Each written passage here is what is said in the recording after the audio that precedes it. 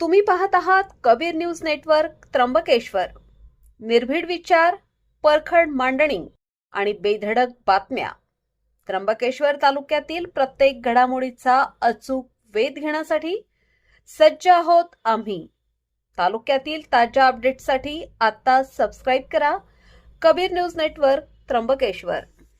त्र्यंबकेश्वर मंदिरात भाविकांची लूट. व्हीआयपी दर्शनाच्या आमिष दाखवून फसवणूक करणाऱ्या दोघांवर पोलिसांची मोठी कारवाई. नमस्कार, मी अमिता गावंडे आणि तुम्ही पाहत आहात कबीर न्यूज नेटवर्क त्र्यंबकेश्वर. श्री क्षेत्र त्र्यंबकेश्वर मंदिरात दर्शनासाठी येणाऱ्या भाविकांच्या श्रद्धेचा फायदा घेणारे दलाल आता सक्रिय झाले आहेत. काही दिवसांपूर्वीच एका महिला भाविकाने सोशल मीडियावर व्हिडिओ शेअर करून येथील दलालांच्या लुटीचे वास्तव मांडले होते. सिर्फ पैसे लेकर के किए जा रहे हैं। यहाँ पे सामने बाहर दलाल खड़े रह रहे हैं और दलाल बोल रहे हैं मैडम डायरेक्ट एंट्री कराएंगे, 3,000 रूपए दीजिए। 3,000 रूपए लेके दलाल बाहर बैठे हैं। जो प्रोटोकॉल जितने सुरक्षा कर्मी हैं उसको दिया जाए, हमको कोई आपत्ति नहीं है, लेकिन जो प्रोटोकॉल डिजर्व भी नहीं करता उनको भी वीआईपी एंट्री दी जा रही है। फिर नॉर्मल लोगों का क्या? फिर सबके अंदर भक्ति नहीं है, सबके अंदर आस्था नहीं है, सिर्फ इन्हीं लोगों के अंदर है। 8 घंटे हम लाइन में लग करके आप दर्शन कर रहे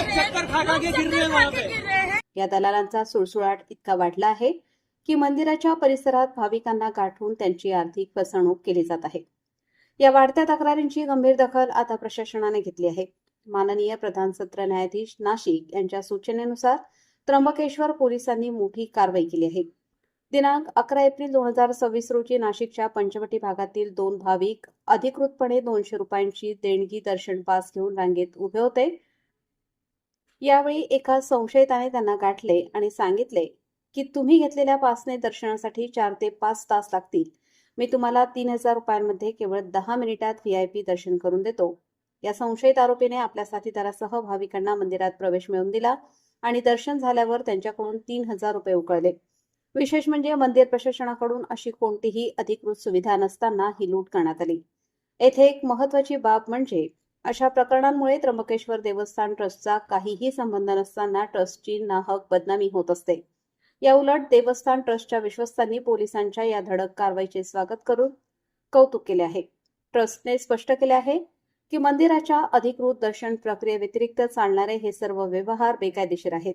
या प्रकरणी पोलिसांनी 2 संशयित आरोपींविरुद्ध भारतीय न्याय संहिता कलम 39C8 आणि 3-5 अन्वये गुन्हा दाखल केला आहे.